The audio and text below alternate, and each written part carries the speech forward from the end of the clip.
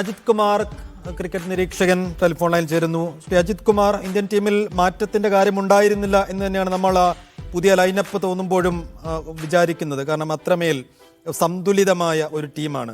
New Zealand ടീമിന് മേൽ എത്ര കണ്ട് ആത്മവിശ്വാസമുണ്ട് ഇന്ത്യക്ക്? ടോസ് എത്ര കണ്ട് നിർണായകമാണ്? നഷ്ടപ്പെട്ടതൊരു ബാഡ് ലക്കായി തോന്നുന്നുണ്ട് അങ്ങേക്ക്?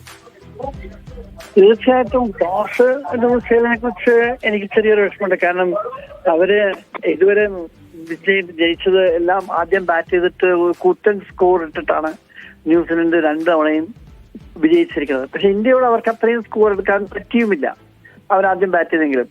പക്ഷെ അവര് കുറച്ചും കൂടി ഡിറ്റർമിൻഡ് ആണ്. വിക്കറ്റൊക്കെ കാണുമ്പം വിക്കറ്റ് ഇന്ന കാലത്ത് തന്നെ അവര് വിക്കറ്റിനെ കുറിച്ച് സംസാരിക്കുമ്പം ഫുൾ ഓഫ് റൺസ് ആണ് ആദ്യം തന്നെ അവർ പറഞ്ഞത്. പക്ഷെ പിന്നീട് ബോളേഴ്സിനെ കുറിച്ച് അസിസ്റ്റൻസ് കിട്ടുന്നതാണ്. അപ്പൊ അങ്ങനെയുള്ള ഒരു വിക്കറ്റില് ആദ്യം ബാറ്റ് ചെയ്യുക തീർച്ചയായിട്ടും അവരെ സംബന്ധിച്ചോളം വലിയൊരു അഡ്വാൻറ്റേജ് തന്നെയാണ്. അവിടെയാണ് ഇപ്പൊ ഇന്ത്യൻ ബോളേഴ്സിന്റെ കരുത്ത് നമ്മൾ കാണാൻ പോകുന്നത്. കഴിഞ്ഞ തവണ വരുൺ ചക്രവർത്തിയുടെ 5 വിക്കറ്റ് ന്യൂസിലൻഡിനോട് എടുത്തത് അദ്ദേഹം റിപ്പീറ്റ് ചെയ്യുമെന്ന് ഞാൻ പ്രതീക്ഷിക്കുന്നു. കാരണം ഇന്ത്യൻ സ്പിൻ കളിക്കാനായിട്ട് ന്യൂസിലാൻഡ് ബാറ്റ്സ്മാൻമാർക്ക് അത്രയും ഇതിലുണ്ട്. ശരിക്കും ലാത്തമും ഒരു കെയ്ൻ വില്യംസനും ഒന്ന് മാറ്റി നിർത്തിയാൽ ബാക്കി ആരും അത്രയും ഒരു ഉയർന്ന തലത്തിൽ സ്പിൻ കളിക്കാനുള്ള കഴിവുള്ള ബാറ്റ്സ്മാൻമാരല്ല. അപ്പൊ ആ സാഹചര്യത്തിൽ എനിക്ക് തോന്നുന്നത് അവർക്ക് ഒരു 250-നുള്ളിൽ നമുക്ക് അവരെ ഓൾ ഔട്ട് ആക്കാൻ പറ്റിയാൽ നല്ലൊരു സാധ്യത ഇന്ത്യക്ക് ഞാൻ കാണുന്നുണ്ട്. പക്ഷെ ഒരു 300 അവരെത്തിയാൽ ഇന്ത്യക്ക് ബുദ്ധിമുട്ടാവും. കാരണം അവരും ഇത്തവണ അവരുടെ 2 മെയിൻ സ്പിന്നേഴ്സിനെ റീറ്റെയിൻ ചെയ്തു. സാന്റ്നറും ബ്രേസ്വെലും ഉണ്ട്. അതിന്റെ കൂടെ തന്നെ നമുക്കറിയാം രവീന്ദ്രയ്ക്ക് നന്നായിട്ട് സ്പിന്നറിയും അദ്ദേഹം. അപ്പൊ അങ്ങനെ ഒരു 3 സ്പിന്നേഴ്സ് അവരുടെ ഭാഗത്തും ഉണ്ട്. പിന്നെ അവര് സ്മിത്തിനെയാണ് പ്രിഫർ ചെയ്തിരിക്കുന്നത്. ഞാൻ വിചാരിച്ചു ഒരു അഡീഷണൽ ബാറ്റ്സ്മാൻ വരുന്ന വിചാരിച്ചു. പക്ഷെ സ്മിത്ത് തിരിച്ചു വന്നിരിക്കുന്നു ടീമിലേക്ക്. സ്മിത്ത് 2 മത്സരത്തിൽ ഉണ്ടായിരുന്നില്ല. ഇപ്പൊ അദ്ദേഹം ഇപ്പൊ തിരിച്ച് വീണ്ടും ടീമിലേക്ക് വന്നിരിക്കുന്നു. നോക്കാം നമുക്ക് സ്മിത്ത്. പിന്നെ ഓഫ്കോഴ്സ് ഹെൻറിയുടെ അത്ര ലെവലിലൊന്നും അല്ല, എന്നാലും നല്ലൊരു ബോളറാണ്. പക്ഷെ ഹെൻറിയുടെ ലെവലിൽ തീരെങ്കിലും. അപ്പൊ ഹെൻറി ഇല്ലാത്തവർ തീർച്ചയായിട്ടും ഇന്ത്യൻ ബാറ്റ്സിന് കുറച്ചുകൂടി കരുത്തുണ്ടാവും. ഓവറോൾ എടുത്ത് നോക്കിയാൽ എനിക്ക് രോഹിത് ശർമ്മയുടെ ആറ്റിറ്റ്യൂഡ് വളരെ ഇഷ്ടപ്പെട്ടു. ചേസ് ചെയ്തിട്ട് നമ്മൾ വിജയിച്ചിട്ടുണ്ട്, ആദ്യം ബാറ്റ് ചെയ്തിട്ട് വിജയിച്ചിട്ടുണ്ട്. അപ്പൊ ഞാൻ അങ്ങനെ ഒരു കാണുന്നുള്ളൂ എന്നുള്ള ആ ഒരു അപ്രോച്ച് തീർച്ചയായിട്ടും ഒരു ശുഭകരം തന്നെയാണ്.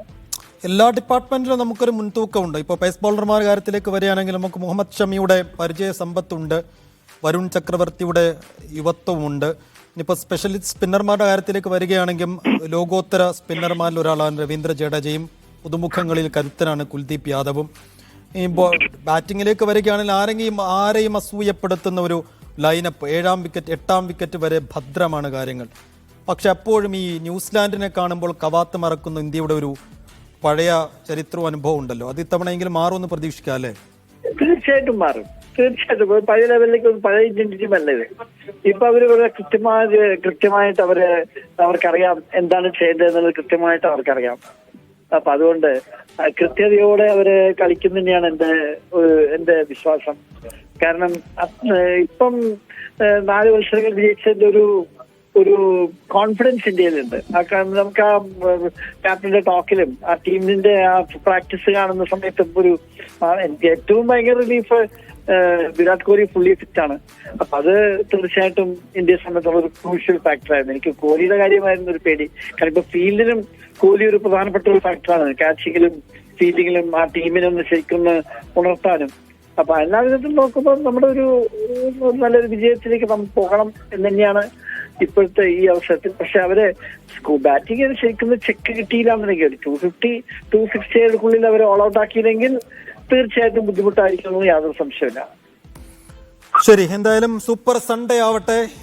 ദുബൈയിൽ 10,000-കണക്കിന് വരുന്ന ഇന്ത്യൻ പ്രവാസികളുണ്ട്. അവർക്കൊക്കെ വലിയൊരു വിരുന്നാവട്ടെ.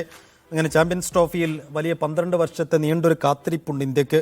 ഇപ്പം ന്യൂസിലാൻഡിനോട് തീർക്കേണ്ട കുറെ കണക്കുകളുണ്ട്. എല്ലാറ്റിനും ഒടുക്കം ഇന്ത്യ കപ്പുയർത്തട്ടെ എന്ന് നമുക്ക് പ്രാർത്ഥിക്കാം, പ്രതീക്ഷിക്കാം.